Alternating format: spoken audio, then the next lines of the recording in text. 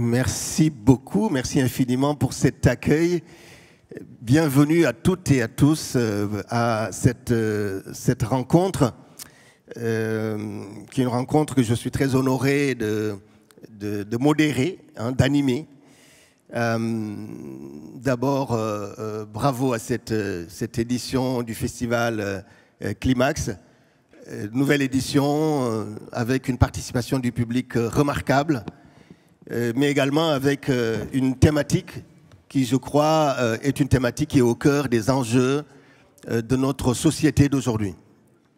Je m'appelle Karfa Diallo, je suis fondateur et directeur du réseau Mémoire et Partage, qui est une association qui est née en 1998 à Bordeaux et qui maintenant est présente dans 5 villes en France, à La Rochelle, à Bayonne, au Havre, à Paris et à Poitiers, et qui est aussi présent au Sénégal depuis 2010.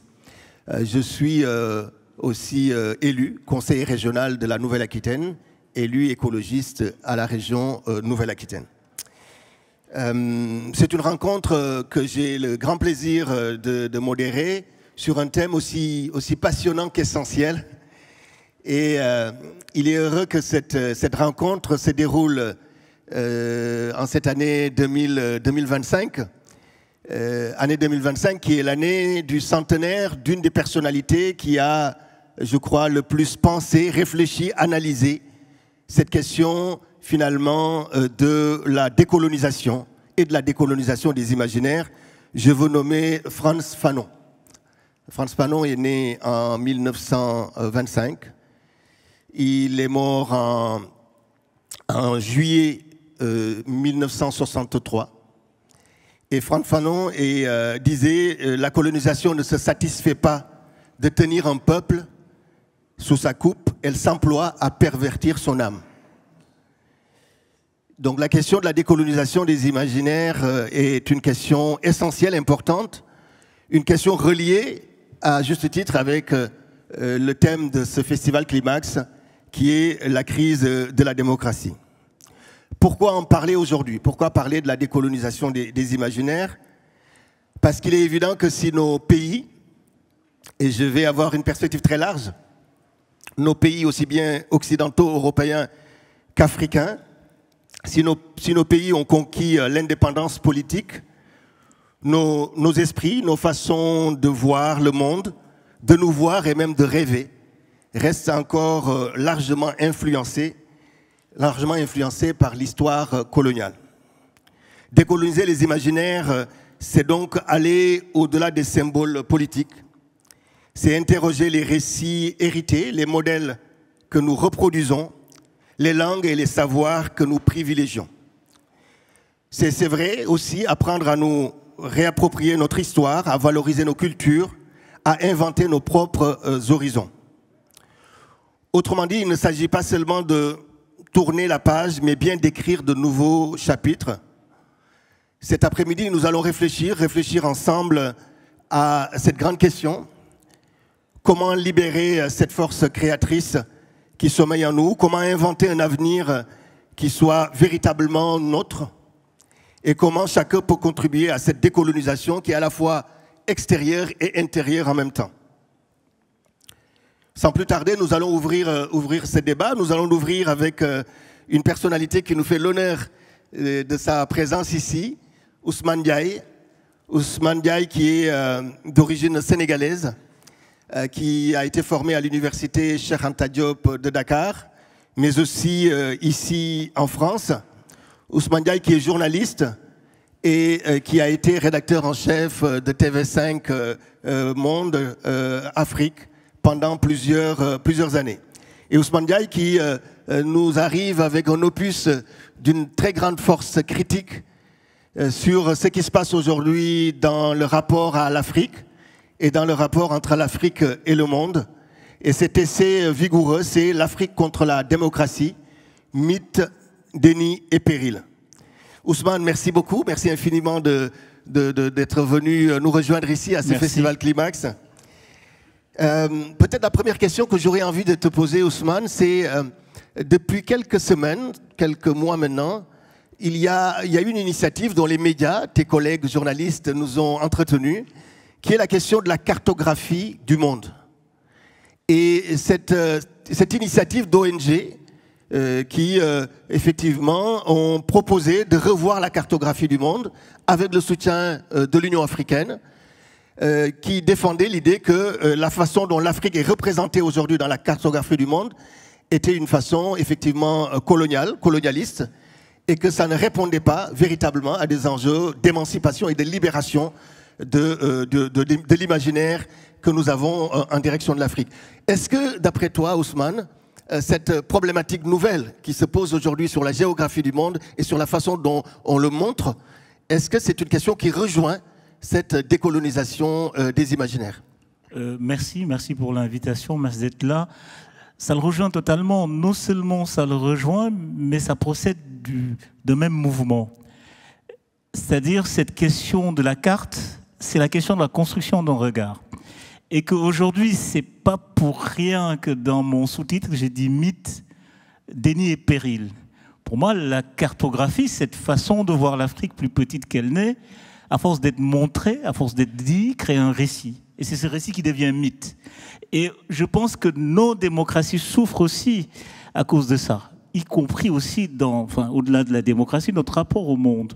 Je pense que c'est très important dans le débat public de voir ce qui relève de la construction de nos regards et ce qui relève de réel. Je parle toujours de réel parce que les deux choses sont aujourd'hui, la frontière devient très, très mince. Elle devient très mince et c'est une des clés pour moi de la crise démocratique parce que, évidemment, on dit aujourd'hui que tout se vaut et qu'aux États-Unis, voilà, on a accepté l'ère de la post-vérité et des vérités alternatives. Concept, moi, que je rejette vigoureusement. J'aurais pu parler, au lieu de parler de mythe, de vérité post-vérité ou de vérité alternative. Je pense qu'on perd en reprenant ce type de concept. Pourquoi je le refuse? Parce qu'on débat avec les concepts du populisme de l'extrême droite. Les vérités, le concept émerge avec l'extrême droite, avec le trumpisme, etc. Aujourd'hui, nous le reprenons comme catégorie de réflexion. C'est-à-dire, moi, mon livre aussi, c'était de contester les termes du débat. Les termes du débat, la façon dont ils se posent. Parce que débattre avec les mots de l'extrême droite et du populisme, c'est quelque part céder. C'est-à-dire, quand vous dites post-vérité, on reconnaît implicitement dans le débat, même si je vois ce que ça veut dire, qu'après la vérité, il y a autre chose. Mais cette autre chose, c'est quoi? En tout cas, quand vous prenez l'exemple du trumpisme, d'où il sort, c'est le mensonge. Le mensonge a un autre statut. On se dit, bon, post-vérité, vérité alternative, et dedans, il y a vérité. Donc, on cède. Et la digue du langage est importante pour nos démocraties. Moi, j'oublie jamais, j'ai beaucoup lu Arendt, la Seconde Guerre mondiale, on voit clairement qu'elle est précédée par une sorte de détérioration du langage. C'est parce qu'on cède sur le langage, qu'on cède, qu'on appelle l'esprit de Munich, parce qu'on cède sur les mots, on cède sur les concepts, que la catastrophe arrive. Et j'ai l'impression que dans cette époque-là, on est dans ce flou-là, où on cède sur des choses sur lesquelles, pour moi, on ne devrait pas céder. Et je pense que la construction du regard, la question de la cartographie renvoie à la question de comment on voit le monde et des rapports de domination. Pour moi, c'est une sorte de métaphore parfaite de la domination du monde. Le monde est d'abord occidental, avant d'être autre chose. Et un des points de départ de mon livre, c'est d'abord de réfuter que la démocratie est occidentale. Parce qu'elle ne l'est pas, en fait. Elle ne l'est pas. Elle l'est devenue par construction du savoir, par construction du regard, parce que l'histoire de la démocratie a été écrite ici, en Occident. Elle est devenue l'histoire de la démocratie en Occident. Mais aujourd'hui, le travail qui a été fait notamment par Alain Siachen en Asie avant l'Afrique, avec un livre qui est très important pour moi, « La liberté n'est pas une invention occidentale, la démocratie des autres ». Il explique, avant même, ou à la même période où en Occident se mettaient en place des formes démocratiques, en Grèce, etc., qui existaient en Asie. Ce travail a été fait aussi en Afrique, mais dans une moindre mesure. Et je pense que c'est important de reconquérir les symboles, de reconquérir l'imagination, et de ne pas céder à la fois sur les mots, et de ne pas céder dans les constructions du regard, et dans la construction du récit, parce qu'un monde, une compréhension du monde, une vision du monde, c'est d'abord la construction d'un regard, et c'est le regard qui construit le discours politique, l'action politique. Alors, vous voyez qu'on est déjà au cœur de ce débat, au cœur de ces enjeux que Kousman, effectivement, dans tes propos, tu démontres véritablement la question de l'universalité, finalement, de cette emprise du langage des dominants sur les modes d'organisation sociale, économique, politique et culturelle.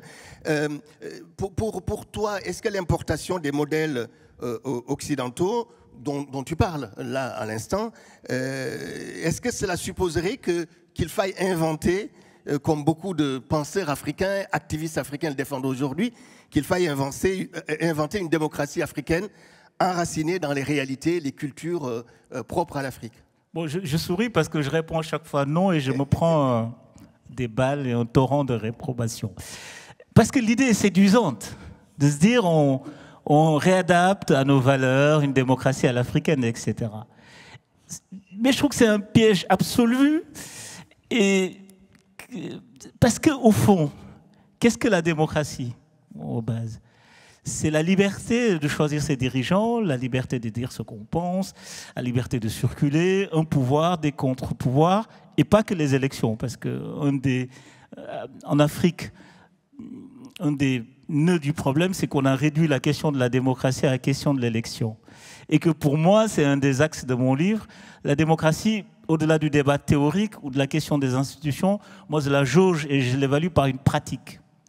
Et démocratique dans la pratique. Parce qu'on peut avoir des textes démocratiques, on peut avoir des constitutions démocratiques, mais si la pratique du pouvoir n'est pas démocratique, et ce qu'il incarne, nous ne sommes pas en démocratie. Ça, c'est vraiment important. Alors, pour répondre à Carfa sur la question du modèle... Juste, dans ton livre, effectivement, tu évoques le discours de La Baule, de François Mitterrand, toute cette période de conférence nationale en Afrique, donc d'inscription dans les législations et voire les constitutions africaines de processus démocratiques, et tu en fais un bilan extrêmement dur, très négatif finalement, de la façon dont les règles n'obéissent pas à un esprit et à une pratique réellement démocratique.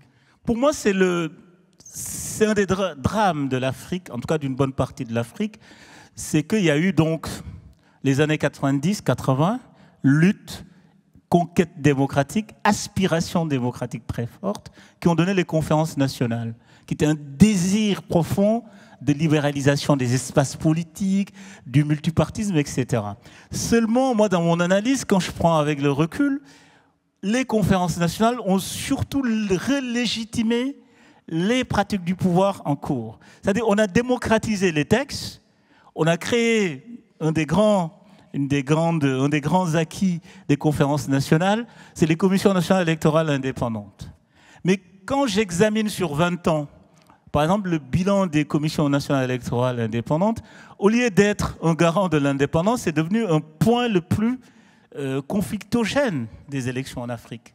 C'est l'exact inverse de l'esprit des conférences nationales. Parce que je pense que dans les conférences nationales, on a démocratisé, parce que c'était le sens de l'histoire, on a démocratisé les textes. Tous ces pays se sont dotés de constitutions absolument démocratiques, calquées souvent sur la constitution française, etc. Mais dans la pratique du pouvoir, les élections n'ont jamais été libres, transparentes. Les commissions électorales nationales indépendantes n'ont jamais été indépendantes. Les oppositions ont toujours misé sur des crises post-électorales où on aboutit à des débossages ou à des gouvernements d'union nationale, etc. Et ce qui s'est mis en place, c'est ce que j'appelle les fictions démocratiques. C'est-à-dire on a un continuum qui peut être démocratique sur la forme, sur l'institution. Et je le dis toujours, les institutions ont été catastrophiques dans le détournement de l'idéal démocratique en Afrique. Parce que dans cette fiction, tout le monde a à peu près joué son rôle et s'y retrouvé. Par exemple, vous prenez les institutions internationales, ONG comme Nations Unies, Union africaine, etc., les ONG de transparence, ont fait des commissions d'observation. Et moi, quand j'étais journaliste, je souriais toujours parce que je sais que le rapport, ça va être l'élection, c'est passé avec beaucoup d'incidents, etc., mais globalement acceptable. Donc on prenait aucun risque, en fait. On voyait des élections qui n'étaient pas, le reflet de l'expression populaire et qui étaient validées par un ensemble de mécanismes de langage d'évitement et de micmac. Et on s'est installé dans ce continuum-là. Et qu'aujourd'hui, une des explications du fait qu'en Afrique, on rejette la démocratie, on le retrouve dans ce nœud-là. Parce que dans les années 90, les populations ont vu des pouvoirs arriver. Ils ont vécu la promesse démocratique.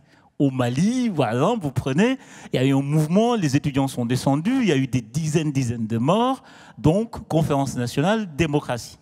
Mais au final, qu'est-ce qui s'est passé? C'est que les élites se sont relégitimées en faisant des textes, et des textes qui étaient démocratiques, mais avec une pratique du pouvoir totalement antidémocratique.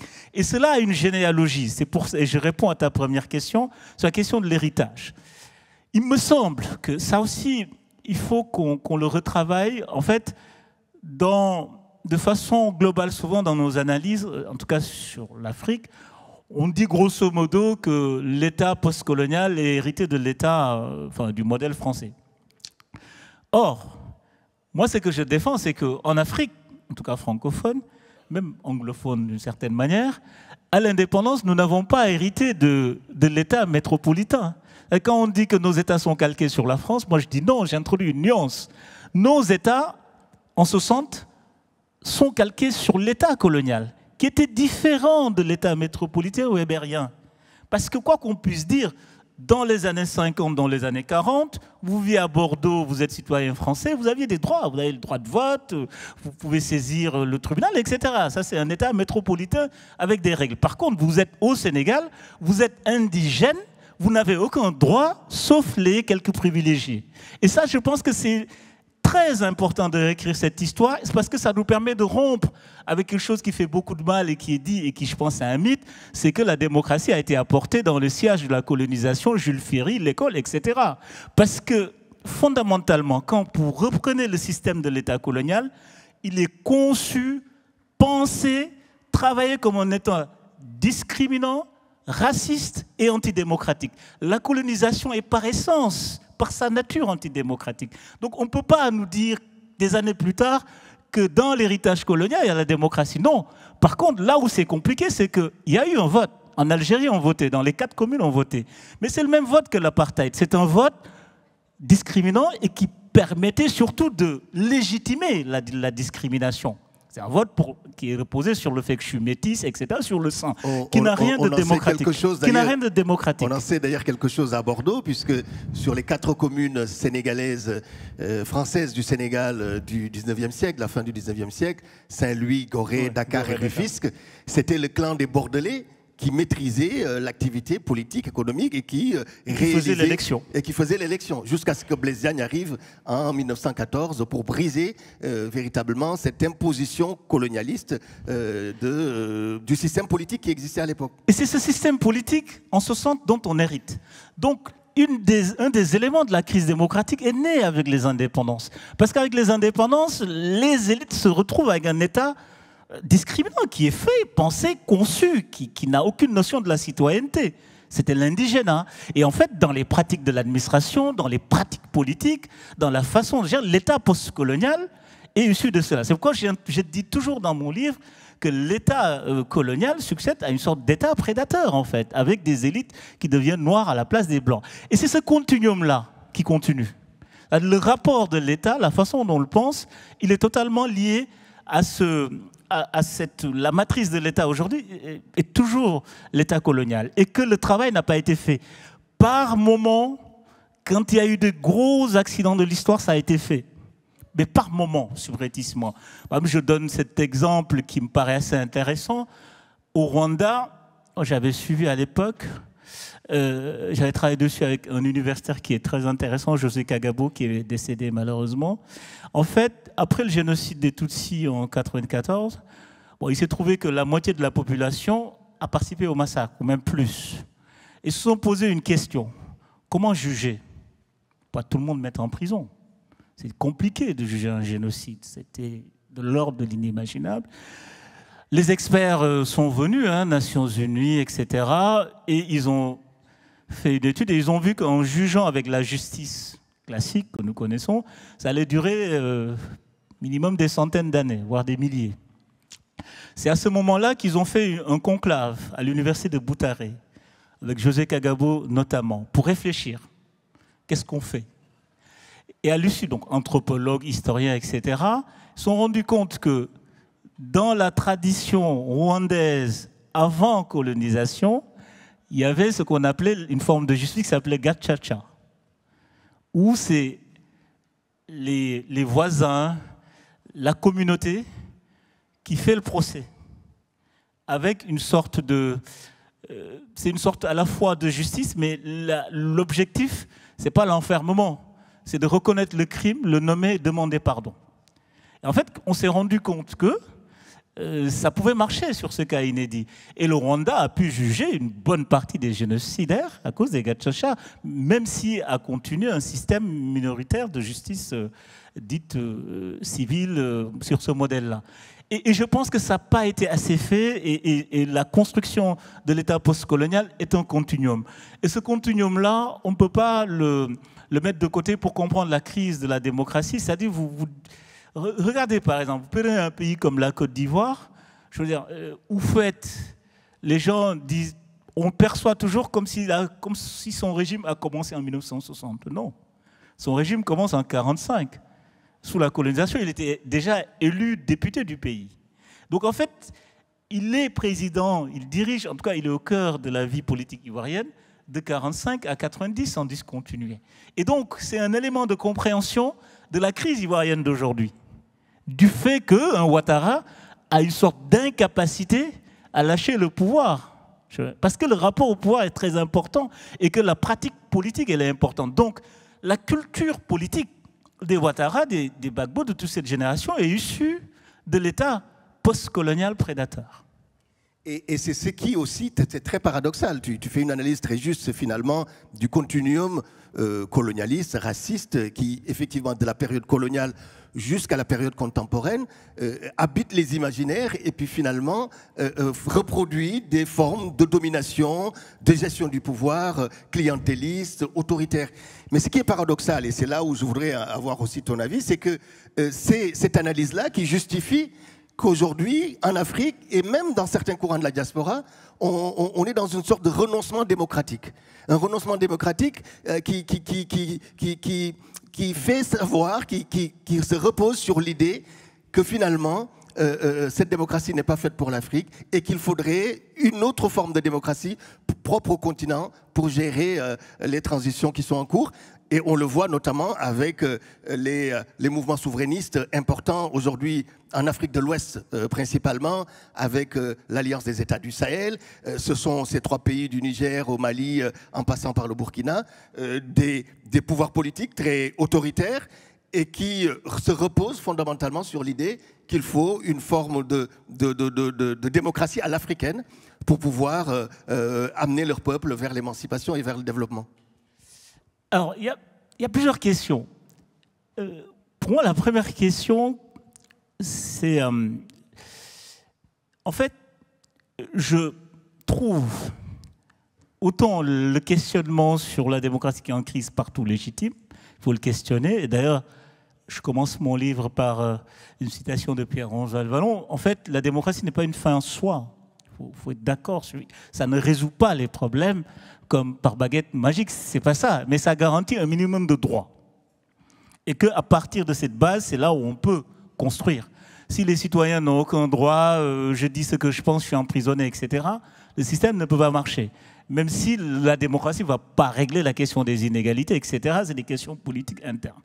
Ça, c'est très important. Je ne fais pas un livre pro ou défendre la démocratie, non. Je fais juste un livre pour dire que le continuum démocratique est la nécessité du politique. C'est-à-dire à partir du moment, par exemple, quelque chose que, et je rejoins ta question, pour moi, on est dans une période, je ne sais pas si on se rend compte en France, assez historique.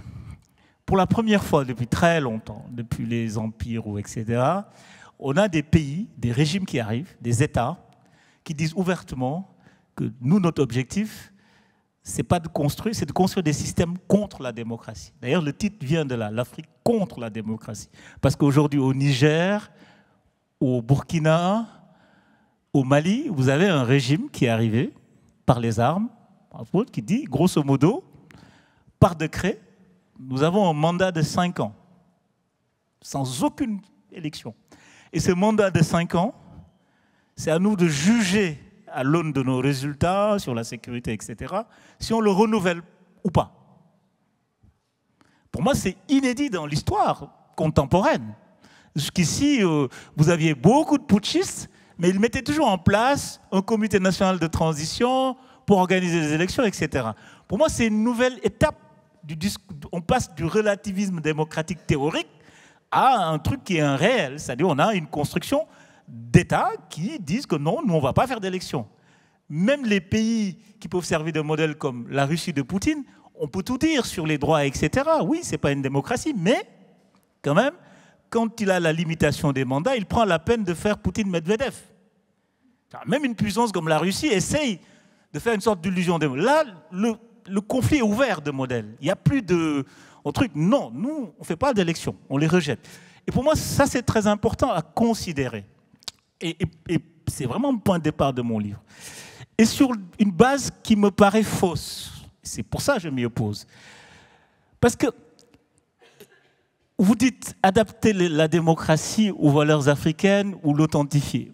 Moi, ce que j'observe, et parce qu'il faut s'appuyer sur des faits, que ce discours-là est une résurgence, parce qu'il a déjà eu lieu dans les années 60-70. On a eu une vague où les États ont essayé avec un discours, c'était un peu de réendogéniser l'État, de réafricaniser la démocratie, etc. Tu donnes l'exemple du Zaïre. Mais ça a donné quoi? Ouais, ça a donné l'authenticité, Mobutu. C'était quoi? J'étais Joseph, je m'appelle Mobutu Wakambamba, etc. C'était la Centrafrique, on change de nom du président, on change les noms des institutions. C'était Bokassa, c'est l'Empire, on passe de la République à l'Empire. Donc en fait, la vraie question, et c'est là où je trouve que c'est dangereux, parce que quand j'interroge ceux qui me disent ça, on va adapter la démocratie aux valeurs africaines, je leur pose toujours la question, quelle valeur? Quelle valeur? Si c'est l'égalité, bah, c'est dans la culture africaine. Si c'est le fait de vouloir choisir ses dirigeants, ça n'a rien d'occidental. Parce que dans ton livre, tu évoques une histoire très peu connue par les Sénégalais, voire les Africains, c'est cette fameuse République Lébou. Oui, parce que, en fait, et pour déconstruire cette thèse, autant il n'y a rien, en face, on me répond, bah écoute, ouais, il faut adapter aux valeurs. Mais on ne me dit pas à quelle valeur, en fait. Et ça, c'est une vraie question du vide. Autant c'est un outil de contestation, par contre, on sait ce qu'ils ont voulu le faire, ce qu'ils ont mis dedans. C'était le prétexte à des dictatures horribles. Bokassa, Mobutu, etc. Et là, tu touches un point qui est important. Et en plus, je me rends compte, plus loin, que les valeurs dont ils disent étrangères sont totalement ancrées dans l'histoire politique des États africains et que, paradoxalement, ils ont juste été effacés par la colonisation. D'où l'exemple du Sénégal. L'actuel Dakar, pour ceux qui connaissent le Sénégal, il y avait un grand royaume, le Cayor, qui abritait l'actuel Dakar. Et dans ce Cayor-là, le roi était un tyran absolu qui abusait des impôts, des taxes, etc. Et cette partie du Cayor a fait sécession en menant la guerre, en prenant les armes et en proclamant la République. Ils ont réussi à se défaire du roi parce que Dakar était une presqu'île. Ils ont réussi à emmurer la presqu'île. Tous les réfugiés politiques qui n'étaient pas d'accord dans le Cayor se sont retrouvés là-bas, tous les dissidents. Ils ont pu, au bout d'une guerre qui a duré quelques années, être reconnus et ils ont proclamé la République. Je ne dis pas un royaume. C'est-à-dire, dans cette République-là, on voit les fondements d'un parlementarisme. Il y avait des parlements et, contrairement au modèle occidental, il y avait sept parlements, des pench. C'était vraiment un parlementarisme poussé. Il y avait des parlements en fonction de la zone géographique. Le chef était élu avec une possibilité d'impeachment s'il ne respecte pas les règles. Bon, là, je sais qu'en France, c'est d'actualité. La motion ne passe pas, mais à l'époque, déjà, en Afrique, on faisait des motions qui passent. Et ça, c'était 1700. 1700, un peu. Et là où c'est très intéressant, cette expérience de République Lébou, elle est totalement effacée de la carte et rayée de la carte par la colonisation. La colonisation arrive le roi, le chef, qu'on appelle les Serigne Dakarou légitimes, ne les arrange pas trop proche de la population, trop autonome. Il suscite une dissidence et reconnaît quelqu'un d'autre comme chef légitime. Et finalement, il enraye de la carte cette expérience, la République Lébou. Et que durant et c'est là où le travail de mémoire est important, et que dans la construction du savoir que tous les jeunes Sénégalais ont appris, ça n'existe pas ça. Quand vous êtes lycéen sénégalais, bon, il y a beaucoup de Sénégalais ici qui ont été à l'école, qui ont fait des cours sur la démocratie, et je ne pense pas, en tout cas moi à mon époque, on ne parlait pas de la République Lébou. Et donc il y a aussi, et ça c'est très important, les processus d'invisibilisation sont très importants dans la fabrication du mythe. On fabrique le mythe parce qu'on élude une partie du réel. C'est-à-dire le mythe comme quoi la démocratie occidentale en Afrique, c'est parce que l'école l'a reproduit, repensé, et que quand tu es sénégalais, on te dit la République, c'est grosso modo la Révolution française, et qu'il n'y a rien d'autre. Et quand vous grandissez avec ça, c'est normal qu'on arrive à ce que tu dis aujourd'hui, qu'il y ait une sorte de popularité du discours qu'on rejette la démocratie au nom de l'anti-impérialisme, au nom de l'Occident. Alors, face à ce mythe dont tu parles, effectivement, de la suprématie, finalement, blanche, occidentale, donc dans la démocratie, il y a aussi, parmi les populations anciennement colonisées, d'autres mythes qui surviennent. D'ailleurs, un que tu déconstruis, ce n'est pas pour me plaire vraiment, parce que je suis un grand fan de Aimé Césaire, et tu mets une citation d'Aimé Césaire de Discours sur le colonialisme, où Aimé Césaire dit, sur ce texte essentiel de 1955, Aimé Césaire dit « C'était des sociétés démocratiques, toujours. C'était des sociétés coopératives, toujours. Des sociétés fraternelles. Je fais l'apologie systématique des sociétés détruites. » Face au mythe de la suprématie, on a un autre mythe qui naît. Et finalement, c'est l'entrechoquement entre ces deux mythes qui provoque le trouble dans lequel nous sommes aujourd'hui. Oui, c'est là où c'est très difficile, parce que c'est très fin. En fait, c'est une ligne de crête. C'est-à-dire qu'il ne s'agit pas de faire, comme le dit Césaire, d'avoir une Afrique précoloniale mythifiée qui était totalement démocratique, ce qui est faux, ça n'existe pas. Mais par contre, il y avait des formes démocratiques, il y avait des résistances. En fait, il faut remettre l'Afrique dans la complexité du monde. C'est-à-dire que même en Europe ou en Occident, il n'y a pas eu des périodes de l'histoire totalement démocratiques ou des périodes totalement dictatoriales. Et en fait, j'essaye de replacer cette forme de normalité dans l'histoire africaine. Vous aviez des tyrans absolument horribles et vous avez des progressistes, des lumières démocratiques qui faisaient de la résistance, qui recréaient des espaces, qui réussissaient parfois qui ne réussissaient pas. Et c'est ça la complexité de l'histoire. Et comme tu le dis, malheureusement aujourd'hui, on a les deux bouts du mythe. L'essentialisme africain, panafricaniste. Bon, après, Césaire, alors, parce que moi, j'aime beaucoup Césaire. Césaire a une excuse que ceux d'aujourd'hui n'ont pas. Césaire, à l'époque, il écrivait dans une société où il était dominé, et il fallait reconquérir de l'estime pour soi. Et que c'est un poème. Voilà. Donc, je pense que dans les années 50, il y a eu cette vague de mythifier, de romantiser l'Afrique précoloniale parce qu'on avait besoin, face au déni de l'histoire, d'exister. Aujourd'hui, c'est totalement différent. Aujourd'hui, c'est plus grave et différent parce que cela procède d'une manipulation politique. C'est-à-dire, c'est le paravent d'un discours qui, au fond, dans la réalité politique, met en place des dictatures. Et pour légitimer les dictatures, il faut rejeter la démocratie. Pour rejeter la démocratie, il faut surfer sur un discours qui mobilise. C'est l'anti-occidentalisme, l'impérialisme. Non pas que c'est un problème. En fait, c'est ça qui est intéressant. Les questions de domination sont réelles. L'implication de la France et la responsabilité de France, les ingérences dans l'État postcolonial, c'est un fait.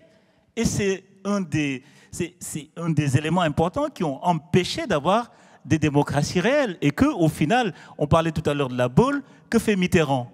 Mitterrand participe à la co-fabrication de la fiction démocratique dont je parlais tout à l'heure, parce que ça les arrange, etc.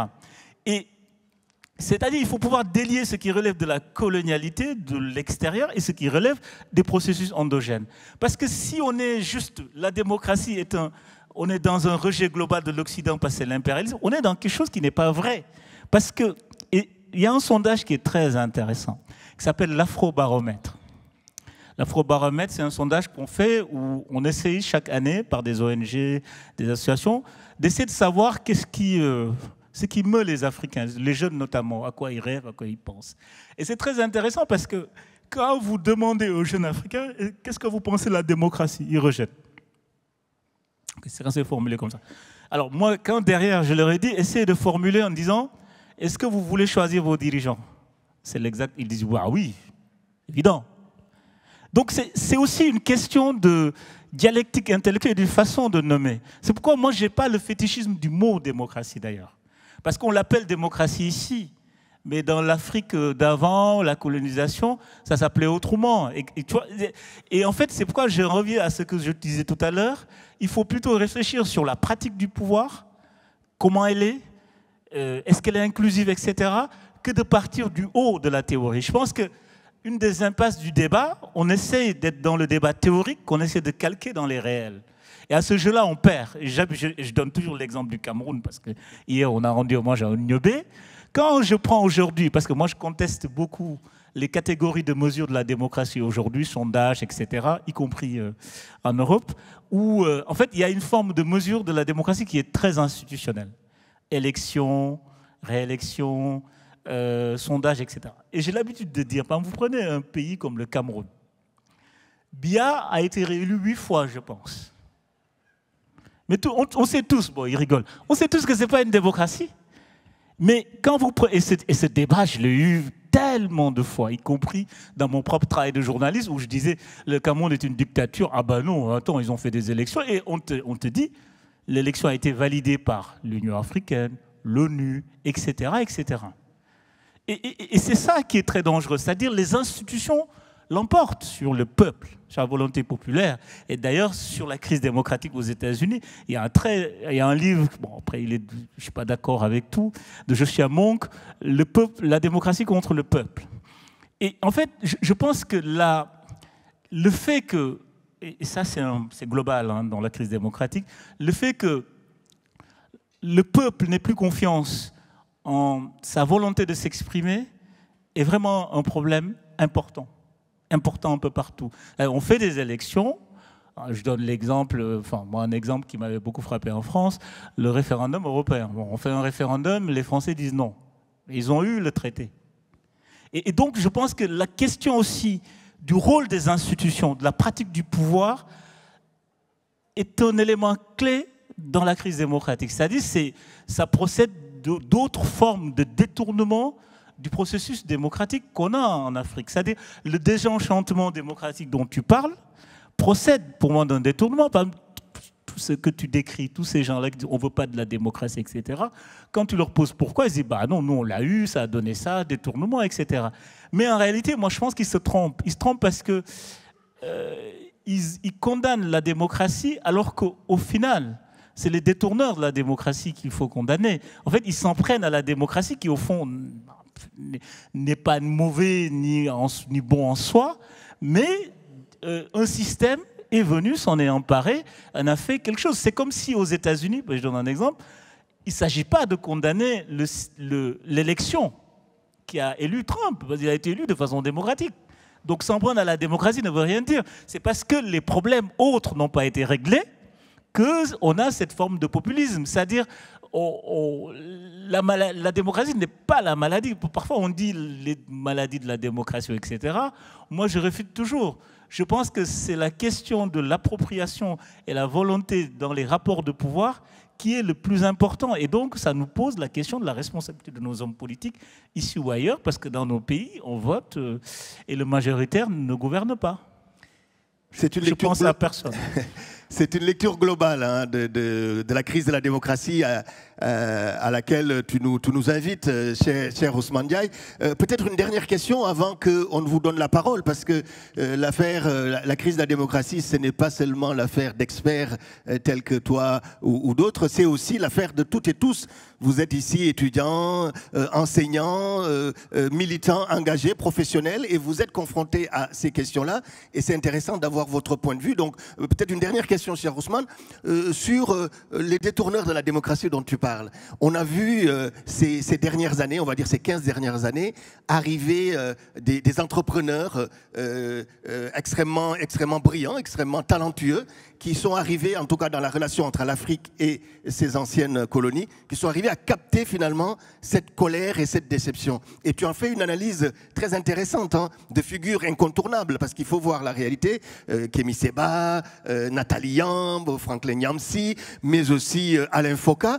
Quelle lecture tu as aujourd'hui de l'irruption? Parce que c'est aussi une irruption qui se fait grâce à un outil technologique, hein, que sont les réseaux sociaux. Voilà. Mais qui finalement aujourd'hui en arrive à supplanter des acteurs politiques plus légitimes.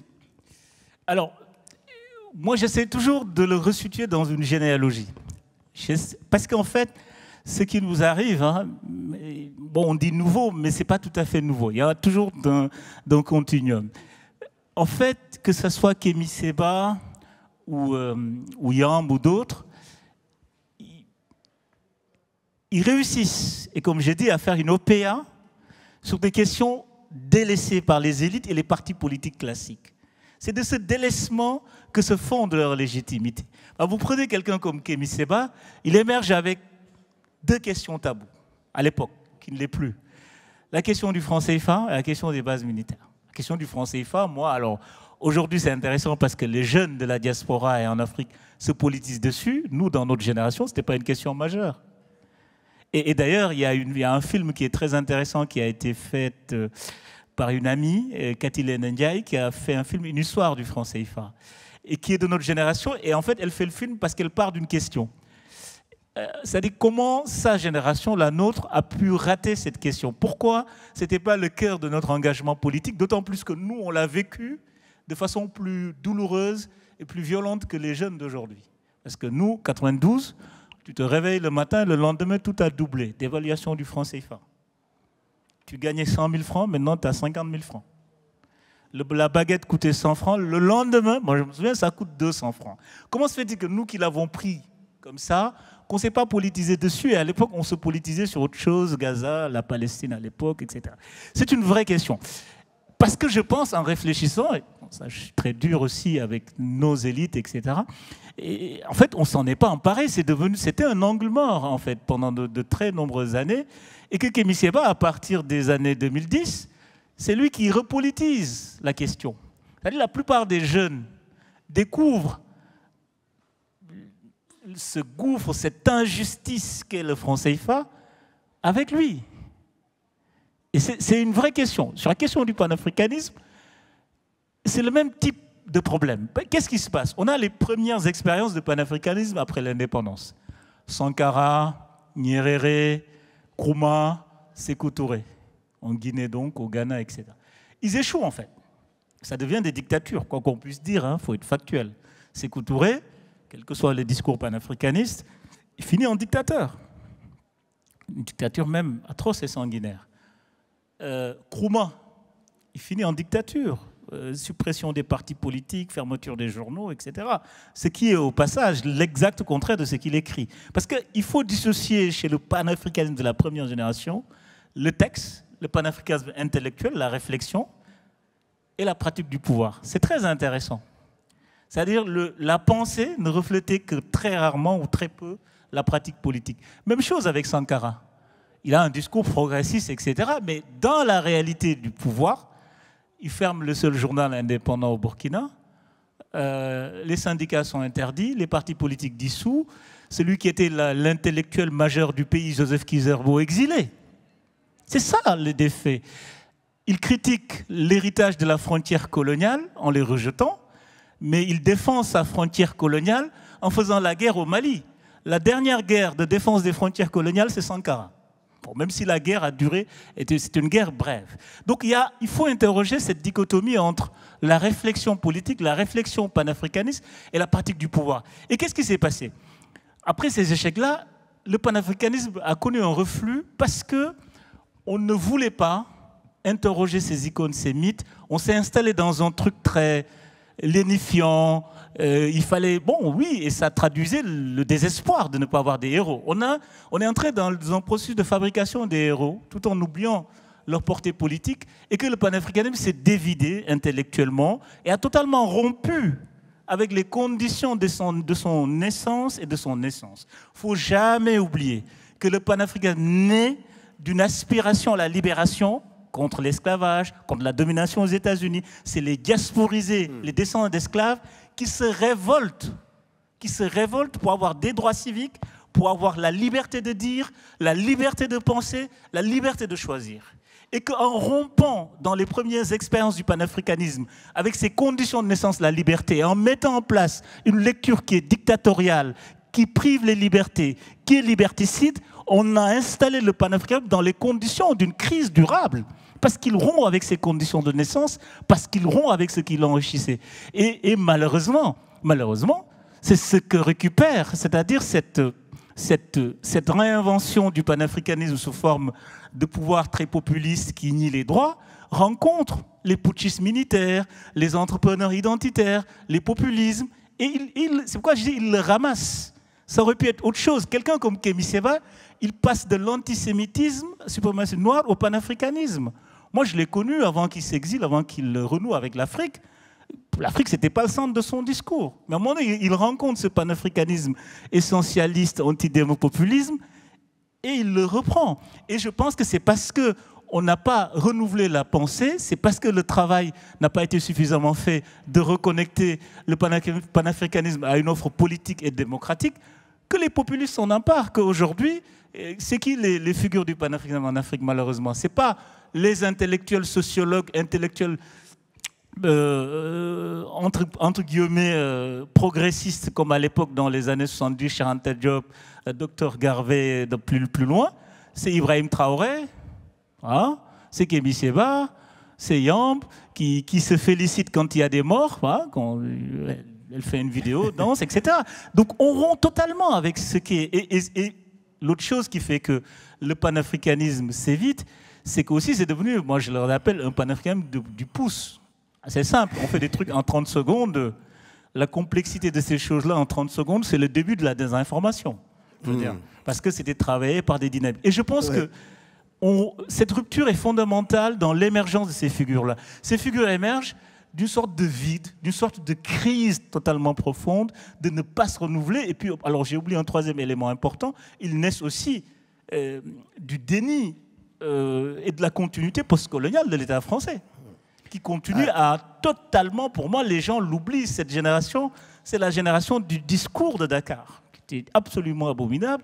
C'est la génération qui a connu en 2005 la tentative de loi sur les bienfaits de la colonisation. Et c'est normal qu'elle se révolte face à autant de déni d'histoire. Et que les historiens n'ont pas tout à fait ce travail-là à cette période. Et on peut aller plus loin jusqu'à la loi sur l'immigration qui a été votée l'année dernière. Mais on va vous donner la parole parce que justement, Ousmane...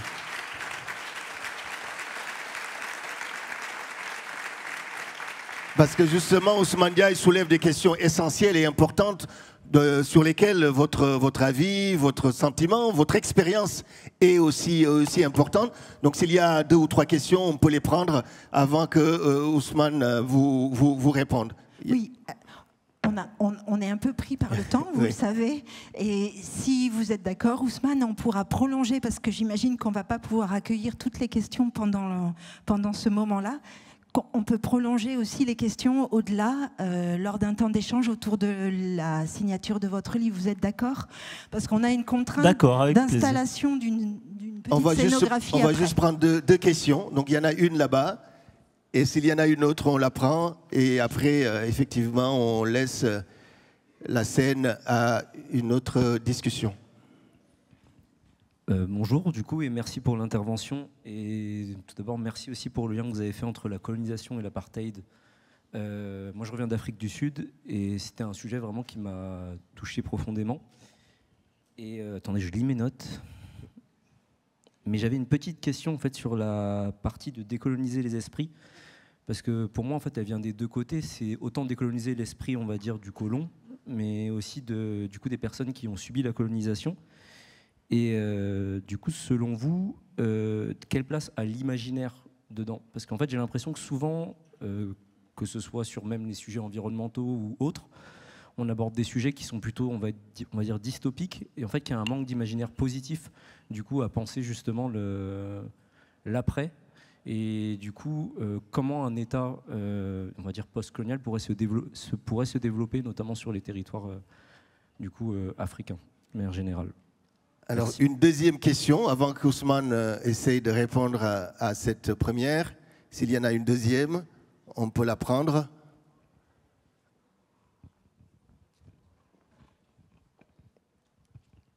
Merci Ousmane et Karfa. Bon, bienvenue à Bordeaux. Et moi, j'avais une question dépendant du continent africain. Et qu'est-ce que tu vois dans l'avenir de ces dirigeants africains? Qu'est-ce qu'ils pourront faire? Qu'est-ce qu'ils vont apporter pour l'Afrique demain? Et tu vois, est-ce qu'il y aura quelque chose qui va changer pour la jeunesse africaine et le peuple africain? Merci. Ouais, c'est un questionnement sur la jeunesse qui est aussi essentiel.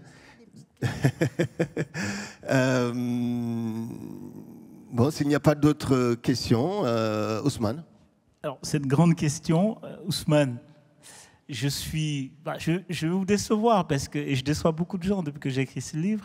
Je ne sais pas lire l'avenir. Je ne sais pas. Je ne sais pas honnêtement, parce que c'est très fragile. Ça peut basculer d'un côté comme de l'autre. En tout cas, dans l'histoire de ce livre, je le fais parce que moi, j'ai couvert, et je le rends hommage dans ce livre, le début de la révolution tunisienne.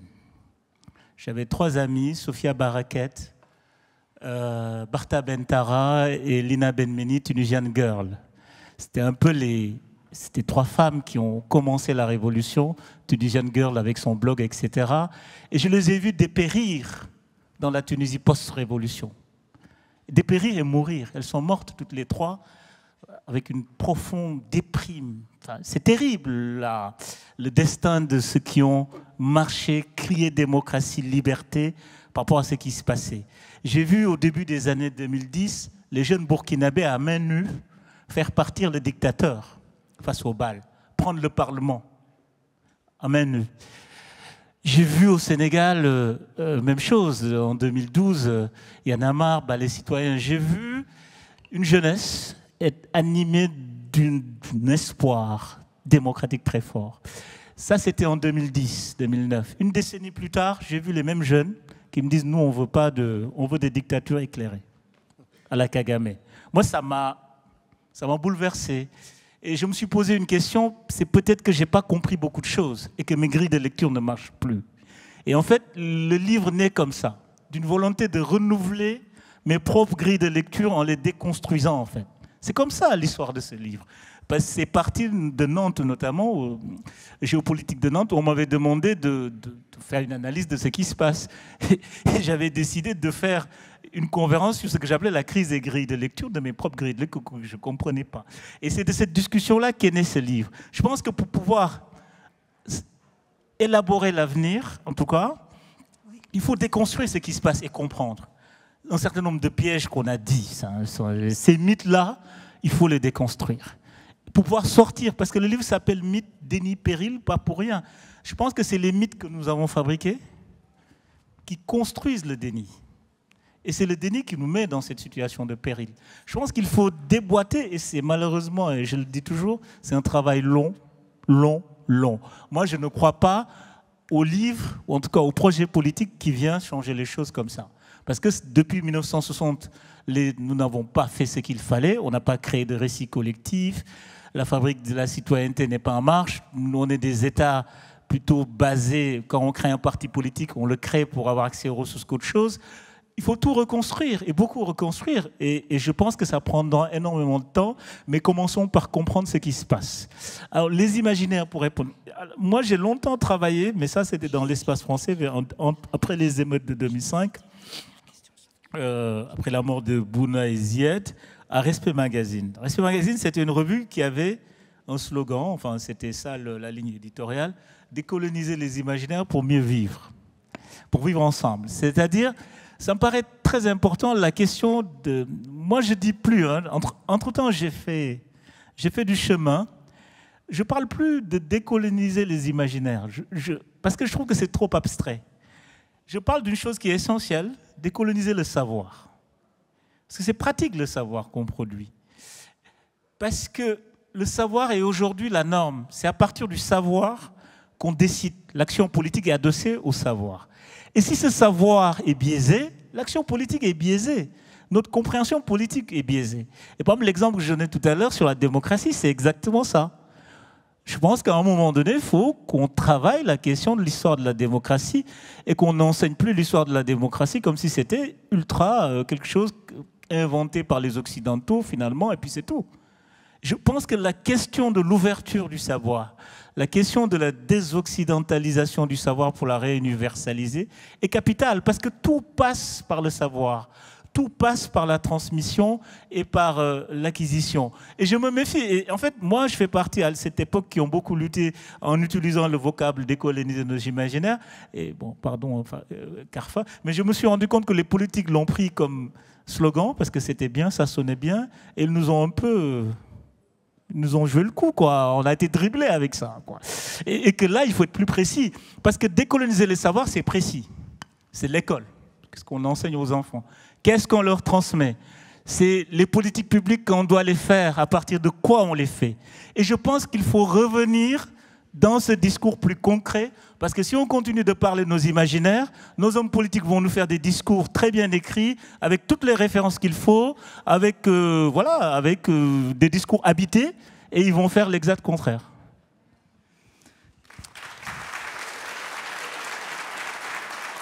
C'est passionnant, passionnant, vraiment merci, merci infiniment, cher Ousmane, voilà la dédicace, de partager ces réflexions qui vont se poursuivre, bien sûr, pour acheter les livres au niveau des dédicaces.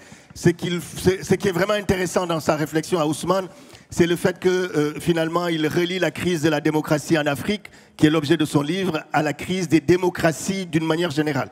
C'est-à-dire à ce moment particulier dans lequel nous sommes dans le monde, où il y a une confusion très profonde, idéologique, intellectuelle, pour savoir quelle direction nos sociétés doivent prendre.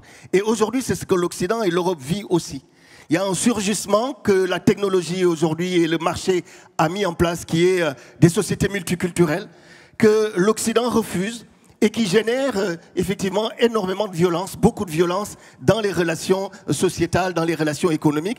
Et c'est ce cœur-là que je crois qu'il faut travailler, et c'est ce que Ousmane nous invite à faire. Ici même, bien sûr, il parlait des questions de racisme, notamment de la criminalisation d'une certaine jeunesse française aujourd'hui. Elle se nourrit fondamentalement de ces mythes d'une pensée occidentale, d'une sorte de pureté, d'un mythe d'un Occident qui serait judéo-chrétien, qui serait totalement fermé à tout changement.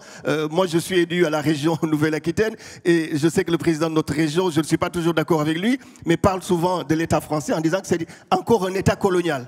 C'est-à-dire que dans la façon même dont aujourd'hui l'État français gère le pays, il y a encore des résidus de la colonisation. Puisqu'il ne faut pas oublier que même dans notre pays, la façon dont les langues régionales ont été totalement dévastées, piétinées et totalement écartées, c'est aussi une forme de colonisation. Donc c'est cela qu'il faut déconstruire, et je crois que c'était le but de cette rencontre. Grand merci au Festival Climax de nous avoir donné l'opportunité d'échanger avec vous, à Ousmane d'être venu ici. Vous pourrez poursuivre la réflexion avec lui. Très bon festival à toutes et à tous. Merci. Merci. Merci. Merci à tous deux.